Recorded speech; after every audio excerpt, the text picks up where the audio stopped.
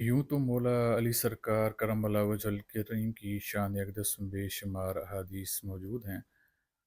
मैं आपके सामने एक हदीस पेश करता हूँ जिसको रिवायत हज़रत अनस बिन मालिक रज़ी अल्लाह तआला अन्हु करते हैं।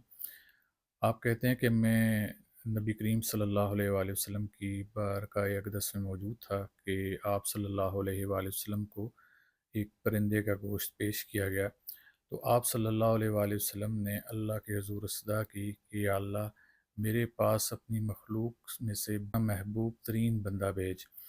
तो हज़रत अनस रज़ी अल्लाह ताला कहते हैं कि मुझे तजस्सुस हुआ और मैं देखना चाहता था कि ये कौन-सी शख़्सियत है कि अल्लाह का महबूब भी उसको ख्वाहिश कर रहा है उसकी और उसको अल्लाह का महबूब गर्दान रहा है।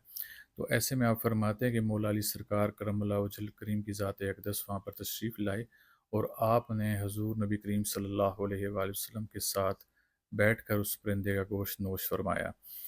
अब इस हदीस मुबारक से एक चीज़ बड़ी वाज़ेह होगी कि आप सोचिए क्या ही शान अक़दस है मौला अली सरकार की कि जिनकी ख्वाहिश अल्लाह का महबूब करे और जिनका तारुफ़ अल्लाह का महबूब ऐसे कराए कि ए अल्लाह मेरे पास उस शख़्स को भेज कि जो कि पूरी मखलूक में से तेरा महबूब तरीन शख़्स है।